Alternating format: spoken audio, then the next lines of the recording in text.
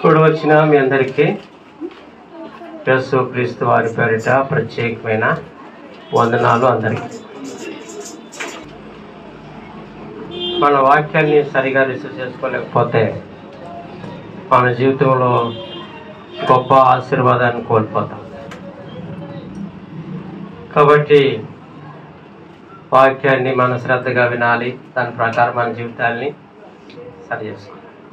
హృదయ శుద్ధి గలవారు ధన్యుల వారు దేవుని మనం ఎల్లప్పుడూ దేవుని చూచేవారమై ఉండాలి. మన ముందు ఎల్లప్పుడూ దేవుడు కనబడుతూ ఉండాలి. మన ముందు దేవుడు తప్ప మరి ఏ ఒక్కటి కనపడద్దు. మోసపోతాం. ఏమవుతామండి? మోసపోతాం. ఈ లోకంలో కన్ను మూసిన తర్వాత నువ్వు భూలోకంలో దేవుని చూస్తూ ఉంటే నువ్వు కనుమూయగానే నీకు కనపడి దేవుడే. ఈ లోకంలో వ్యర్థమైన వాటిని నువ్వు చూస్తూ ఉంటే నువ్వు కన్నుమూయగానే ఏంటి ఇక్కడికి వచ్చానేంటి, నా స్టేటస్ ఏంటి, నా ఆస్తి, నా హోదా ఏంటి, వచ్చి నరకంలో పడ్డానని ధనవంతుడిలాగా బాధపడాలి. అక్కడి నుంచి అరవాలి, కేకలు వేయాలి. ఎన్ని కేకలు వేసినా విడుదల ఉండదు కదా. కాబట్టి మనం ఈ రోజుల్లో వాక్యాన్ని తేలికగా తీసుకోవద్దు. వాక్యానికి భయపడాలి. వాక్యం ప్రకారం మనం జీవించాలి. ఏదో మనం ఆదివారం క్రైస్తవులాగా వచ్చి వెళ్ళిపోతే ఖచ్చితంగా మోసపోతాం. కాబట్టి మనకి విత్తబడుతున్న వాక్యాన్ని బట్టి మనం ఏం చేయాలంటే మన జీవితాన్ని సరి చేసుకోవాలి. ఈ రాత్రి వాక్యంలోకి వెళ్దాం. ఏము 11:14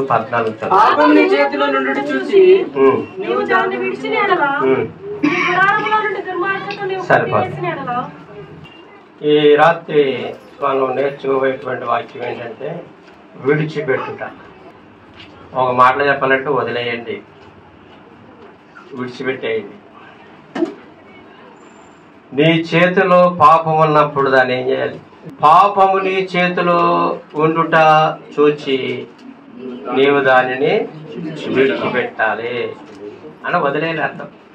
ఈ రాత్రి మనము విడిచిపెట్టవలసినవి చాలా ఉన్నాయి. విడిచిపెట్టకపోతే దేవుడు నిన్ను విడిచిపెట్టేస్తాడు. నువ్వు పాపాన్ని విడిచిపెట్టకపోతే దేవుడిని ఏం చేస్తాడండి? నిన్ను విడిచిపెట్టేస్తాడు. నువ్వు పాపాన్ని విడిచిపెడితే దేవుడు నిన్ను హత్తుకుంటాడు. ఏమండి? మనం ఇంతకాలము దేవుని మందిరానికి వచ్చి వాక్యం వింటూ ఒక పక్క పాపాన్ని పట్టుకుని ఒక పక్క బైబిల్ పట్టుకుంటే ఆ ప్రయాణం ముందుకు సాగదు. నీ చేతిలో పాపం ఉన్నప్పుడు అంటే అర్థం ఏంటంటే నువ్వు పాపంలో ఉన్నప్పుడు ఆ పాపాన్ని నువ్వేం చేయాలంటే విడిచి దాని నుంచి నువ్వు తొలగిపోవాలి. నీవు తొలగనంత కాలము నీ జీవితంలో ఆశీర్వాదము, అభివృద్ధి, సమాధానము, సంతోషం ఎప్పటికీ పొందలేం. ముఖ్యంగా పరలోకాన్ని కూడా పొందలేం. అర్థమవుతుంది? మన గురి ఏంటి? పరలోకం అండి. ఇది మర్చిపోవద్దు. మన భక్తే పరలోకం. దేవుడు ఏదో మంచిగా ఉద్యోగం ఇస్తాడని, ఇల్లు ఇస్తాడని, ఆరోగ్యం ఇస్తాడని, ఇవి శాశ్వతం కాదు. నిన్ను పుట్టించిన దేవుడిని పోషించక మానడు. కానీ నిత్యత్వం గురించి మనం ప్రయాసపడాలి. నువ్వు పాపంతో పరలోకం పోతే నీకు పరలోకంలో చోటేది. అందుకని రాత్రి నువ్వేం చేయాలంటే విడిచిపెట్టేయాలి. ఏం చేయాలమ్మా? ఎంతకాలం పట్టుకుంటావు దాన్ని? ఎంతకాలం అందులో ఉంటావు? ఎంతకాలం దాంట్లో కొనసాగుతావు? చచ్చిపోయేదాకనా ఏంటి? పాపంలో చచ్చిపోతావా? పుట్టడం ఏదో పాపంలో పుట్టావు. పుట్టడం ఎలా పుట్టామండి? అంతే. తల్లిదండ్రులు పాపం లేనప్పుడు పిల్లలు ఏమవుతారు? అది గుర్తుపెట్టుకోండి. కానీ అసలు చనిపోయేటప్పుడైనా పరిశుద్ధులుగా చనిపోవడం, పరిశుద్ధులుగా చనిపోవడానికి సిద్ధపడాలి. అది నీకు మేలు, నాకు మేలు. దావీదు అన్నాడు తీయొద్దు కానీ 51 కీర్తనలో, నన్ను నా తల్లి పాపంలోనే గర్భము ధరించును.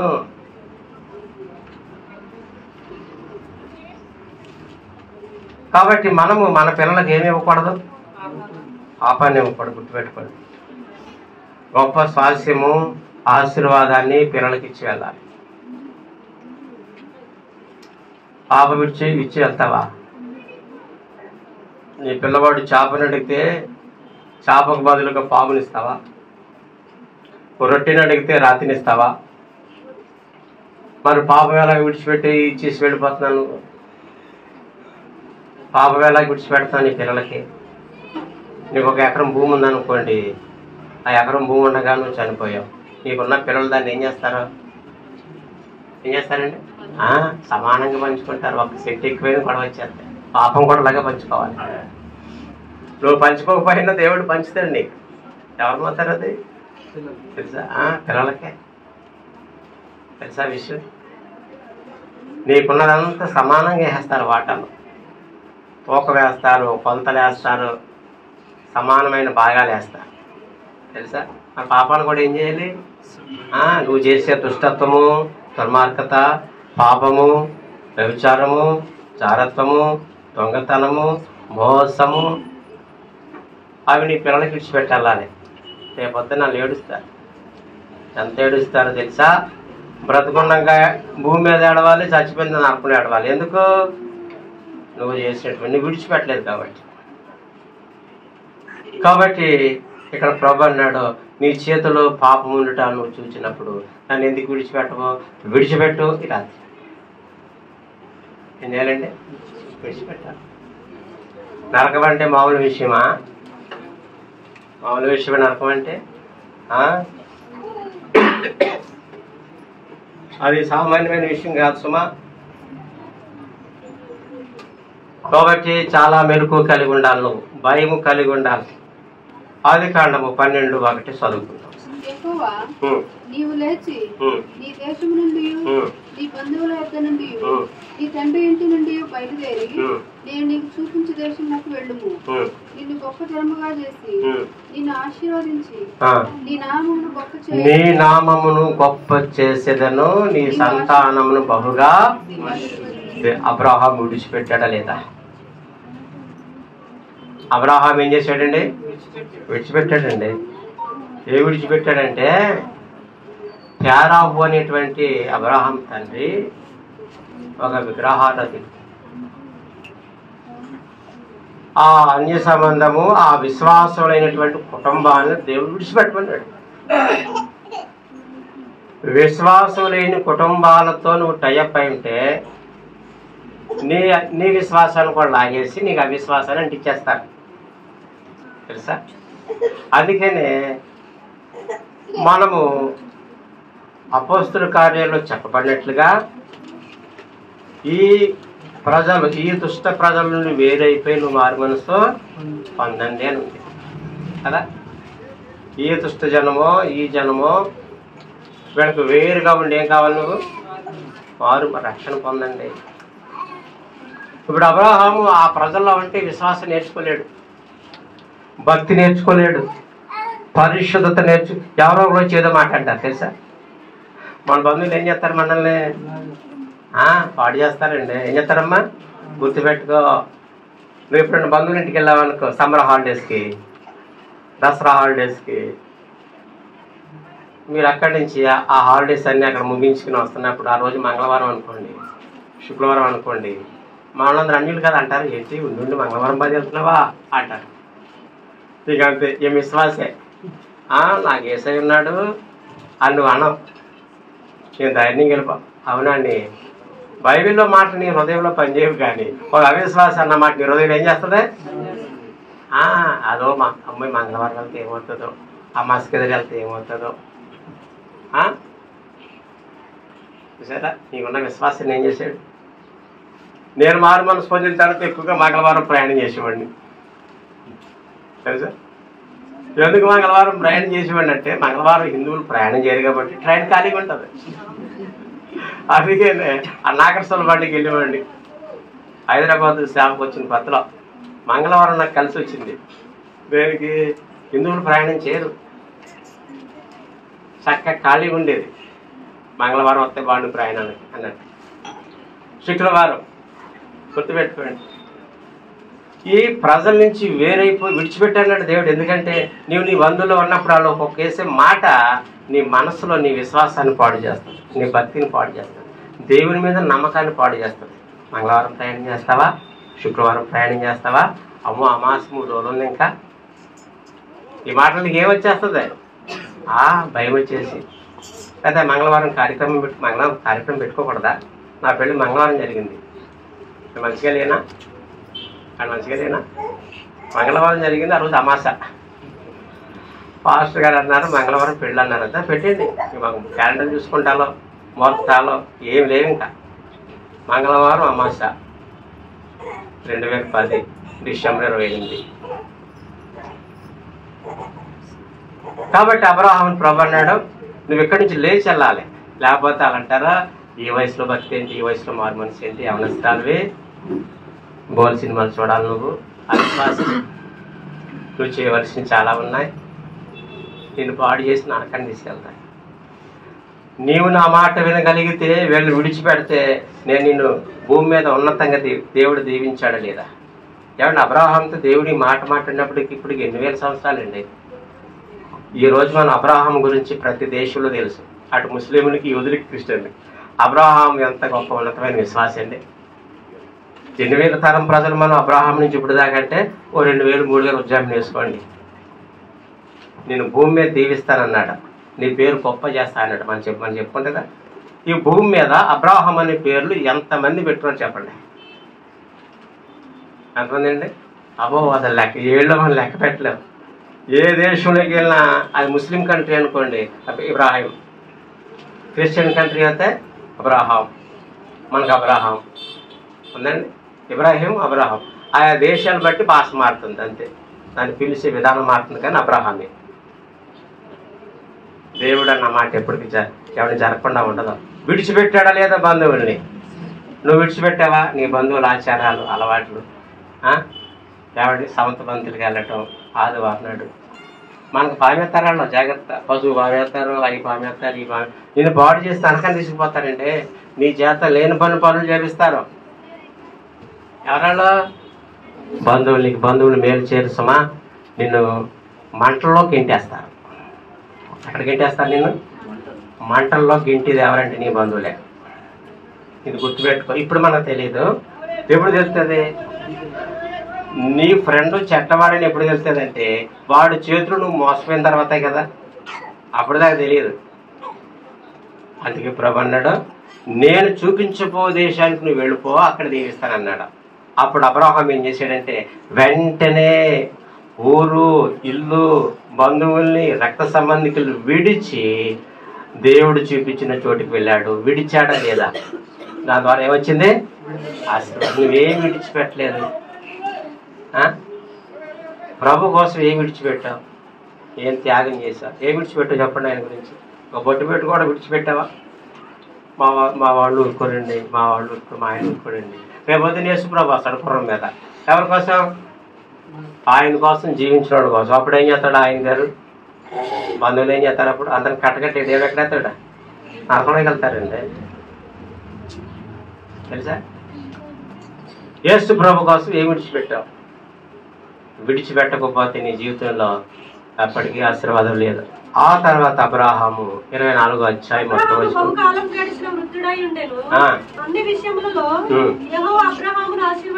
సరిపోతుంది. అన్ని విషయాల్లో దేవుడు ఏం చేశాడు అబ్రహాముని?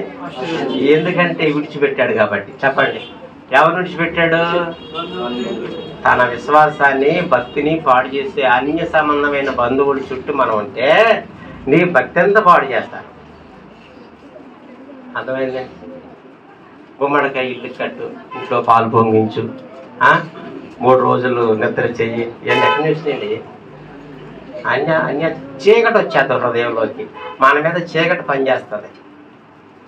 ఇది మనం విడిచిపెట్టాలి. వాక్యం ప్రకారం మనం జీవించాలి. యేసు ప్రభు చెప్పినట్టు నువ్వు చేస్తే పరలోకం అంటే ఏముంటుందండి? పరలోకం. నేను మీకు ఒక ఫోటో పెట్టిన ఎంతమంది చూశారు? అది నిజమైన పరలోకమో కాదు నాకు తెలియదు, కానీ పరలోకము అంత అందంగా ఉంటుంది. అంటే అది పరలోకం అని నేను చెప్పను, కానీ అంతకంటే అందంగా ఉంటుంది, అంత అందంగా ఉంటుంది. అవునే కదా? ఎవరో రష్యా వాడు నా సపోర్ట్ తీశారని పెట్టారు. ఆ ప్లేస్ చూడగానే అందం అనిపించింది. నిజమే, తెల్లగా బాగుంది. అంతకంటే అందంగా ఉంటుంది పరలోకం. తెలుసా మీకు? ఇటీవల మేము మీటింగ్స్కి వెళ్ళిన ఒక ప్రాంతానికి, అందులో ఒక పాస్టర్ గారు ఇలాగ వాక్యం చెప్తున్నారు. ఆయన సిక్ అయి ఒక హాస్పిటల్లో ఉన్నప్పుడు ఆయన చనిపోయాడు. కాబట్టి ఏమయ్యాడు?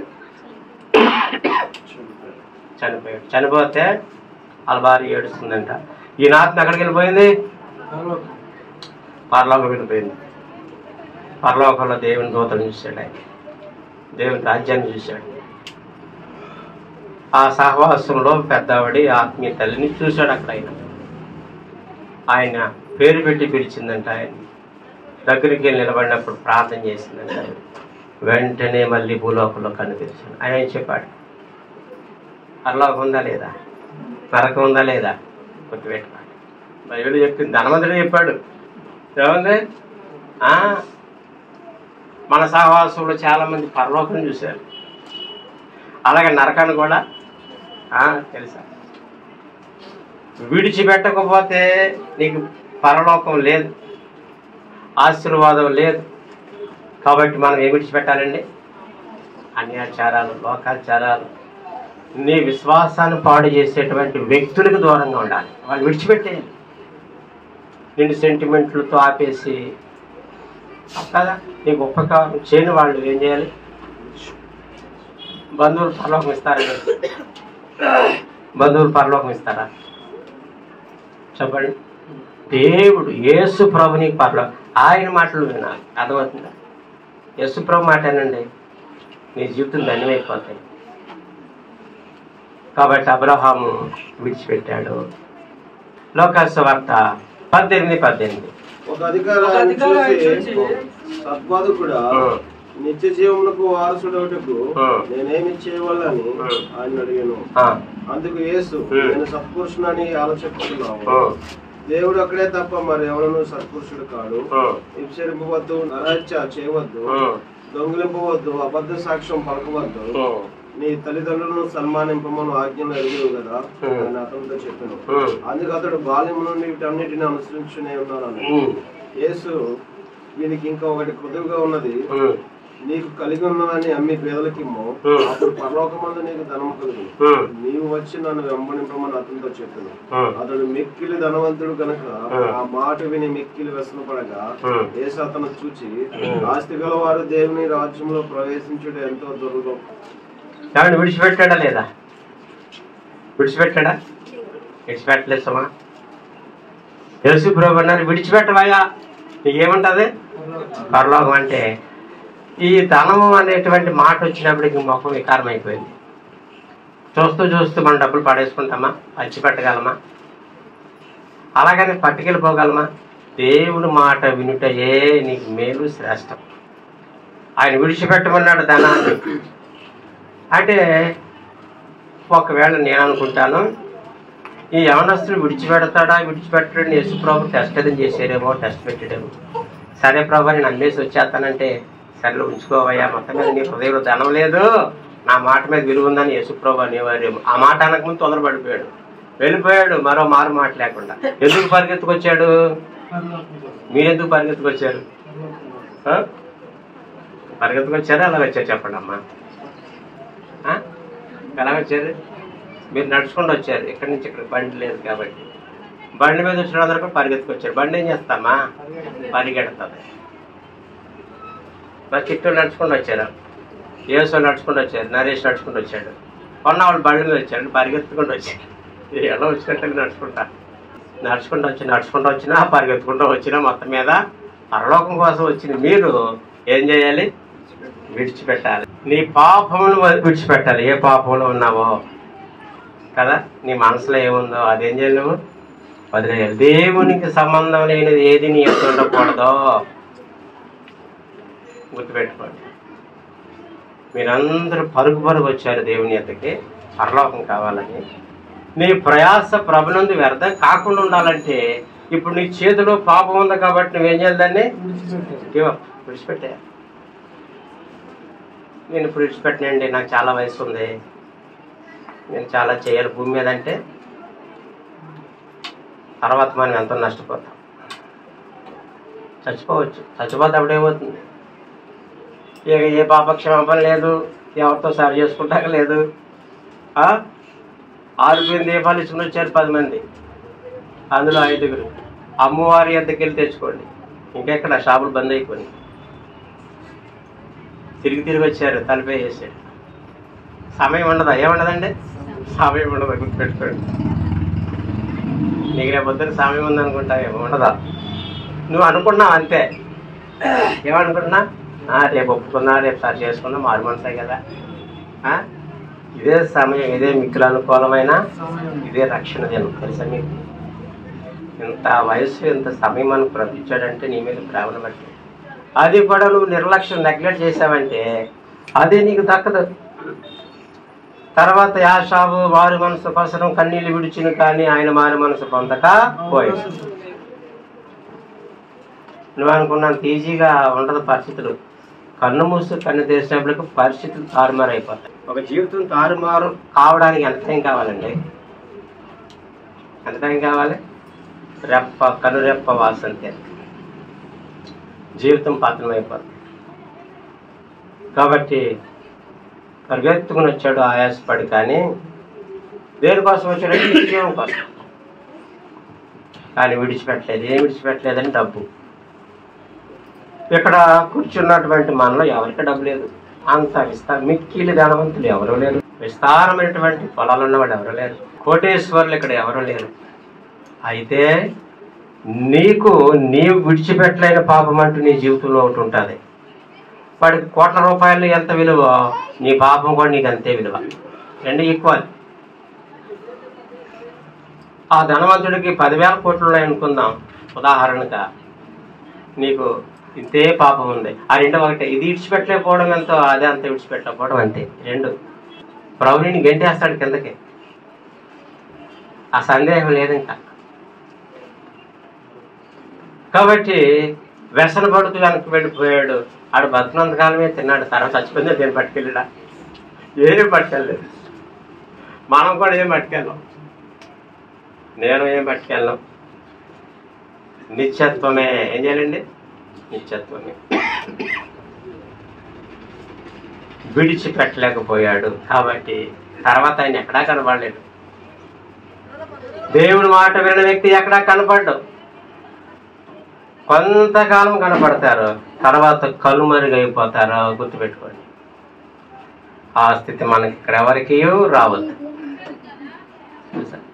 ఎవరికి ఆ స్థితి రావద్దు. రాబోయే రోజులు బహు భయంకరమైనవి. తెలుసా మీకు? ఇప్పుడిప్పుడు యుద్ధాలు ఏమండి అలా స్టార్టింగ్లో ఉన్నాయి. ఈ యుద్ధాలు కావచ్చు, భూకంపాలు కావచ్చు, యేసు ప్రభు యొక్క రాకడ దినాల్లో మనం ఉన్నాం. నీకు సిద్ధపాటు ఎంత అవసరం, అది నువ్వు మర్చిపోదు. నీ కుటుంబాన్ని సిద్ధపరచు. విడిచిపెట్టలేకపోయాడు కాబట్టి నష్టపోయాడు. లోకాసు వార్త 19 కూడా చదువుకుంటాం. నిలవబడి, ఇదిగో ప్రభువా, నా ఆస్తిలో సగం పేదలకు ఇచ్చుచున్నాను. నేనెవని యొద్దనైనను అన్యాయముగా దేనినైనా తీసుకున్న యెడల అతనికి 4 గంతులు మరలా చెల్లించునని ప్రభుతో చెప్పాను. అందుకు యేసు, ఇతడును అబ్రహాము కుమారుడే, ఎందుకనగా నేడు ఈ ఇంటికి రక్షణ వచ్చి ఉన్నది. విడిచిపెట్టాడా లేదా? ఏ విడిచిపెట్టాడు? అన్యాయమైన జీవితాన్ని విడిచిపెట్టేశాడు, అక్రమైన జీవితాన్ని విడిచిపెట్టేశాడు, అక్ర సంబంధం విడిచిపెట్టేశాడు. విడిచిపెట్టాలి. మనం ఏం చేయాలండి? విడిచిపెట్టేయాలి. ఏదో అప్పటిదాకా యేసు ప్రభుని కలుసుకున్నంతసేపు 1, 2, 3, 4 లాక్కొచ్చేసాడు అన్యాయంగా ఈ జక్కే అనేటువంటి వ్యక్తి. ఇప్పుడు యేసు ప్రభుని ముఖాముఖిగా కలుసుకున్న తర్వాత అతడు పాపమును దాయలేకపోయాడు, పాపమును చేతితో పట్టుకోలేకపోయాడు. వెంటనే అన్నాడు, ప్రభా, ఎవరి యొద్ద అన్యాయంగా నేను అన్యాయంగా తీసుకున్నాను అంటే యేసు ప్రభుని కలుసుకున్న తర్వాత అతడు అన్యాయస్తుడు అర్థమైంది. అప్పటిదాకా అర్థం కాలేదా? లేదు. వాక్యం ఎంతకు వస్తేనే నీ స్థితి నీకు అర్థమవుతుంది. యేసు ప్రభు యొక్క ముఖకాంతిలో మన రహస్యమైన పాపములు కనబడుచున్నవి. యేసు ప్రభు యొక్క రావాలి, ఉపవాసం ఉండి కూర్చోవాలి ప్రార్థనలో. ప్రభువా నాకు రక్షణ, మారు మనసు, పరిశుద్ధత కావాలని చెప్పేసి నువ్వు వేడుకున్నప్పుడే నీ పాపం కనపడుతుంది. కానీ ఏదో ఆదివారం వచ్చి వెళ్ళిపోతే, శనివారం వచ్చి వెళ్ళిపోతే ఏం కనపడుతుంది? ఆ పాపము నాకు చూపించు ప్రభు అని కూర్చోవాలి కదా నువ్వు. యేసు ప్రభుని కలుసుకున్న తర్వాత అన్నాడు, నేను అన్యాయస్తుడిని. అంతకుముందు ఎవరైనా వచ్చి నువ్వు అన్యాయస్తుడు అంటే ఊరుకుంటాడా? మామూలుగా ఉండదు. ఇంకా ఇప్పుడు అంటే నేను అన్యాయస్తుడిని ప్రభా. ఎవరిదైనా అన్యాయంగా తీసుకుంటే, లంచం కానీ అన్యాయంగా ఏదైనా దోచుకుంటే, ఏమండి వాటాలు ఎక్కువ దోచుకుంటే ఏంటాను వాటాలు తిరిగి ఇచ్చేస్తాను కదా. ఎందులో వాటాలు మరి నేను లేను, వాటాలు వేసారు. ఏం చేశారు? పీసులు ఎక్కువ వేసుకున్నారా తక్కువ వేసుకున్నారు? వాటం తెలుసు. ఏమండి వాటాల్లో కూడా ఏం చేసుకోవడం?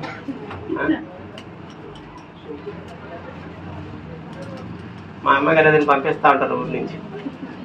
సమానంగా వాటాలు వేస్తాయి మా చెల్లి. చేసి ఫోటోలు తెప్పటికి సమానంగా వేసాను బాబా అని అందులో ఒకటి తీసుకున్నా మళ్ళీ మనసాక్షి భయపడి సమానంగా వాటాలు వేస్తాయి. అవి తినేటువంటి ఏ పదార్థమైనా, చేపలైనా, ఏదైనా ఎంటి చేపలైనా సమానంగా కదా. మనం అలా చేద్దామా? మన సహోదరులు మనం అలా చేద్దామా? దొంగలు దోచేసుకోరా? దేవుడు దాన్ని ఏం చేస్తాడు? ఒప్పింపజేస్తాడు. అలా చేసేవాళ్ళు లేరండి అన్యాయంగానే. తల్లిదండ్రుల ఆస్తిని వాళ్ళు చనిపోయిన తర్వాత వారి బంగారము, వారి యొక్క వస్తువుల్ని కొంచెం నోరున్నవాడు ఎక్కువగా దోచుకోవడం తప్పు కదా. ఎంత పాపమైంది అది. అన్యాయమైంది నేనేం చేస్తాను? తిరిగి ఇచ్చేస్తాను. అన్యాయంగా మనం ఏది దోచుకోకూడదు. అసలు మంద పోతే పోయింది ఒకటి. ₹1 మంద ఈ వేరే వాళ్ళు దోచుకున్నా మనకు నష్టం లేదు. వేరే వాళ్ళది మాత్రం మనం ఏం చేయకూడదు? తీసుకోకూడదు. వస్త్రమైనా, డబ్బులైనా, భూమి అయినా, వస్తువులైనా ఒకటి కూడా మనం ఏం చేయకూడదండి. పాపం అది తెలుసా? ఏంటది? పాపం. నేను తిరిగి ఇచ్చేస్తాను ప్రభా. విడిచిపెట్టడం లేదు అన్యాయమైన జీవితాన్ని. నిన్నెవరైనా మోసం చేసుకుంటే చేసుకొని, నీవు మాత్రం ఎవరిని మోసం చేయొద్దు. నీది ఎవరైనా దోచుకున్నారనుకోండి, నువ్వు మోసపోతే వదిలే. నీవెవరిని మోసం చేయొద్దు. నీ పిల్లలు బాగుంటారు. నువ్వు మోసం చేసేవా, నీ పిల్లలు ఏమవుతారు? కష్టాలు పాలైపోతాయి. మనం మనస్సాక్షిని జాగ్రత్తగా కాపాడుకోవాలి. కాబట్టి జక్కయ్య విడిచిపెట్టేశాడు. కాబట్టి ఆ ఇంటికి ఏమొచ్చింది? రక్షణ. ఏ ఒక్కటే మన జీవితాల్లో దాచుకున్నా మనకి రక్షణ రాదు కదా. రక్షణ ఎవరు మనం పొందలేము కదా. ప్రభు అన్నాడు, నీవు అబ్రాహాము రక్షణ పొందినాడు, పరలోకంలో ఉన్నాడు. అంటే ఇప్పుడు జాకీకి ఏమొచ్చిందండి? అబ్బా పరలోకం వచ్చిందండి. పరలోక స్వాస్థ్యం అంటే మాటలా, నిత్య జీవం అంటే మాటలా? ఎంత గొప్ప భాగ్యం అండి అది. పరలోకం ఈ విషయం చాలా మందికి తెలియదు. మన బంధువులకి, మన ఇరుగు పొరుగుకి, ఆ వ్యాపారం చేసి తెలియదు. చచ్చిపోవడమే జీవితం అయిపోయింది అనుకున్నారు. కానీ చచ్చిపోయిన తర్వాత జీవితం ఉందన్న సంగతి వాళ్ళకి తెలియదు. నరకం ఉంది, పరలోకం ఉందన్న సంగతి వాళ్ళకి తెలియదు. ఏదో ఉందంటే స్వర్గం. కాబట్టి మనుషులు సైతాన్ని భ్రమపరిచి పాపంలో ఉండినట్లుగా చేసి ఈ మాటలు చెప్పేసి మనుషుని చంపేసి అప్పుడు నరకాన్ని తీసిపోతాడు.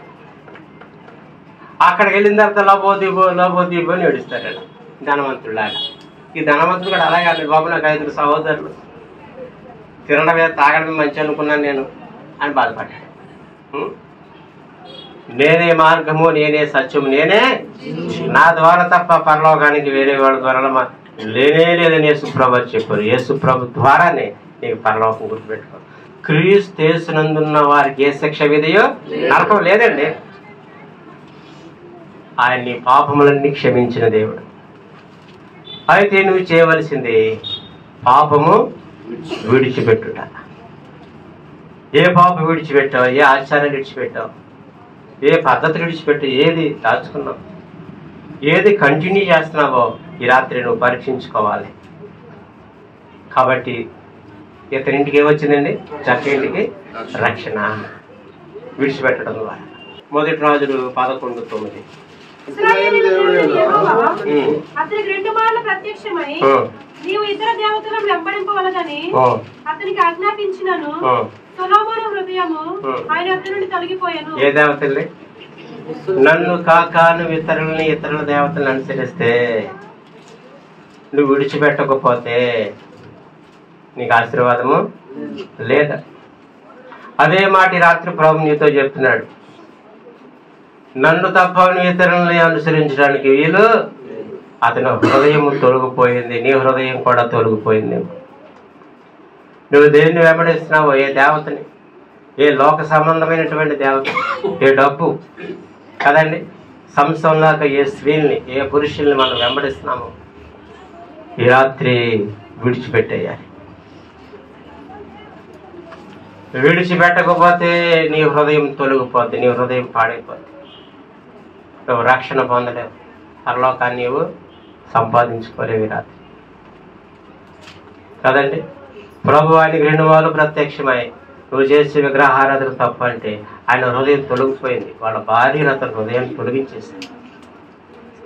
నీ బంధువులు నీ హృదయాన్ని ఏం చేస్తారు? తొలగించేస్తారు. జాగ్రత్త, విడిచిపెట్టాలి మనం. నీ ఆత్మీయ జీవితానికి హాని కలిగించి ఏ వ్యక్తి అయినా నీకు ఎదురు పడితే అతని నుంచి నువ్వు దూరంగా ఏమైపోవాలండి? సరిపోవాలి. గమనించండి, ఏ వ్యక్తి అయినా నీ ఆత్మీయ జీవితాన్ని పాడు చేసి ఏ వ్యక్తి అయినా, చర్చికి వెళ్ళకుండా ఆటంకపరిచి ఏ వ్యక్తి అయినా నీకు ఎదురుపడినప్పుడు అక్కడి నుంచి తొలగిపోతే నీకెంత మేలు. కాబట్టి ఈ రాత్రి కాలము జాగ్రత్తగా గమనించండి. నువ్వు విడిచిపెట్టడం నేర్చుకోవాలి, పాపం విడిచిపెట్టాలి కదండి. కాబట్టి సొలొమోను విడిచిపెట్టలేకపోయాడు, హృదయం తొలగిపోయింది. ఎప్పుడైతే దేవుడి నుంచి నీ హృదయం తొలగిపోయిందో నువ్వు ఏ తప్పు చేసినా కానీ నీకు అంత బాధ అనిపించదు. నువ్వు ఏ మురుకు జీవితంలో జీవిస్తున్నా, ఏ చెడుగు నువ్వు చేస్తున్నా, ఎంత పాపం చేసినా నీ మనసు నొచ్చుకోదు, నీకు పశ్చాత్తాపం రాదు, నీకు కన్నీరు రాదు. ఎందుకు? ప్రభువుంచి నీ హృదయం తొలగిపోయినప్పుడు ఇటు చర్చికి వస్తూ ఉంటావో అటు పాపంలో కొనసాగుతూనే ఉంటావు. తర్వాత నువ్వు దేవుని రాజ్యానికి దూరం అయిపోతావు.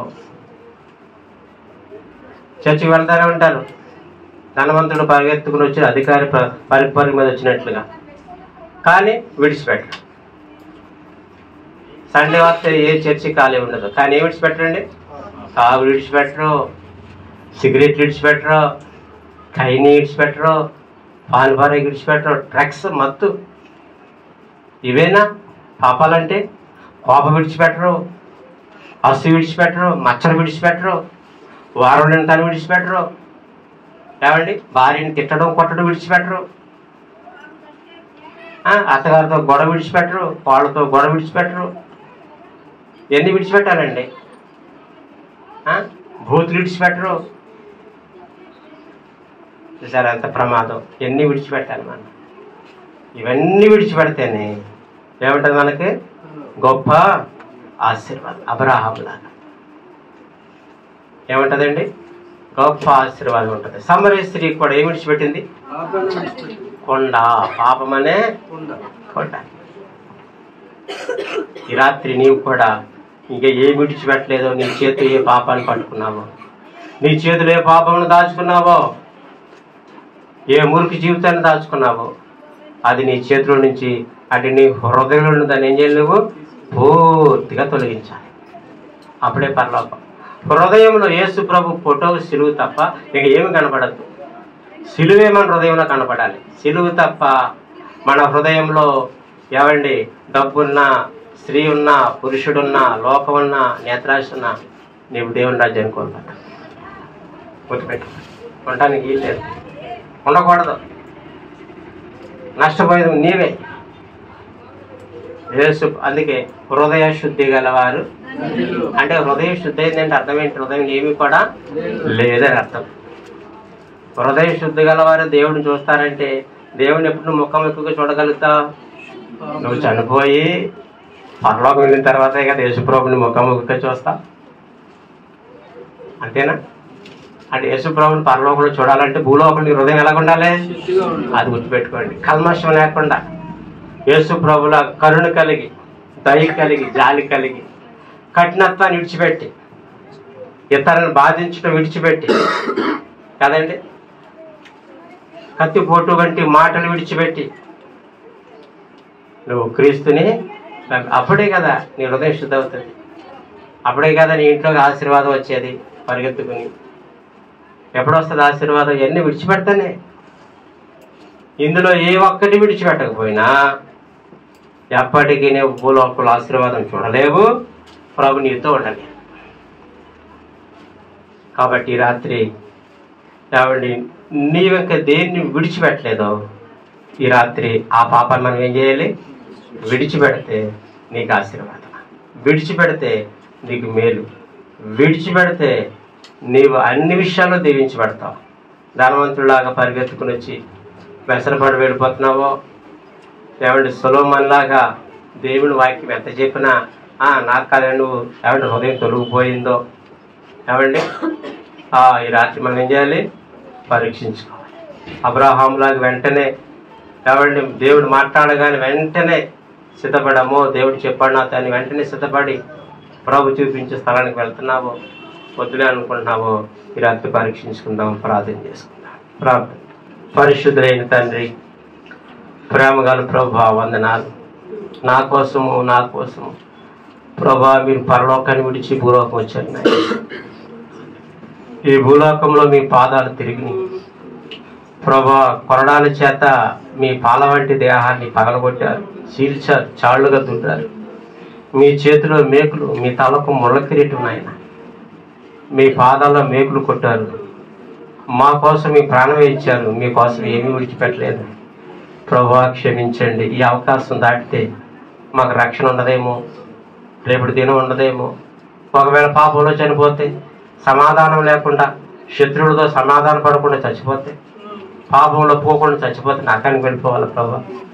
నాయన నిత్య నరకము, మేము నిత్యం కాలిపోవాలా భయంకర నరకంలో. ఓ ప్రభా దయతో క్షమించండి. వద్దు నాయన, ఎవరి నుంచి నరకానికి పోవడానికి లేదు. అదే కాదు మీ చిత్తమైనది. యేసు ప్రభు గారు ఈ బిడ్డలు మీరు దర్శించండి, మీరు సన్నిధి మాతో ఉంచండి. మా పాపంలో పుగ్గుని రక్షణ పొందినట్లు చేయండి. ఏ పాపమును దాచుకోవద్దు, అది విడిచిపెట్టినట్లు చేయండి నాయన. పాపం విడిచిపెట్టిన, అన్యులు విడిచిపెట్టిన అబ్రహాము దీవించబడ్డాడు. సమరయ స్త్రీ స్వార్థ ప్రకటించింది. ప్రభా సొలొమోను హృదయం తొలగిపోయింది, విడిచిపెట్టాడు. జాకీ విడిచిపెట్టేశాడు, అధికారం వచ్చాడు, కానీ వ్యసనపడి వెళ్ళిపోయాడు. ఏం మేలు. ఈ ప్రియులు అలా ఉండవద్దు. జాకీలాగా తిరిగి ఇచ్చేసి సరి చేసుకునే వారికి వచ్చి నన్ను వాడుకున్నందుకు సమస్త మహిమ ఘనత మీరు పొందుకున్నాను. ఈ వాక్యాన్ని దీవించి ఆశీర్వదించి తీసుకొచ్చిన సంఘాన్ని, సంఘ బిడ్డలను కూడా మీరు దీవించి, ఎవరికైతే రక్షణ మారు మనసు లేదు, రక్షణ మారు మనసు దయచేయండి. ఎవరైతే మారు మనసు పొందారో తగిన ఫలాలు ఫలించేవారికి వచ్చి అంబులెన్స్ని దర్శించండి, చేతి వృత్తులు చేసేవారిని దర్శించండి, స్టూడెంట్ని దర్శించండి. వివాహానికి సిద్ధపడుతున్న వారికి యోగ్యమైన పార్ట్నర్స్ని దయచేయండి. సంటిబిడ్డ తల్లులు, గర్భిణీ, గర్భఫలం లేని వారికి కూడా గర్భఫలాలు దయచేసి సంఘమందు తిరిగి వెళ్ళుచుండగా దీవించి పంపించి మహిమ ఘనత మీరు పొందుకోమని యేసు గొప్ప నామని అడుగుచున్నాము తండ్రి. ఆమేన్. మన తండ్రి దేవుని ప్రేమ, యేసు క్రీస్తు వారి కృప, పరిశుద్ధాత్మ సహవాసం సదాకాలం సంఘానికి తోడైనగాక. ఆమేన్. అందరికీ వందనాలు.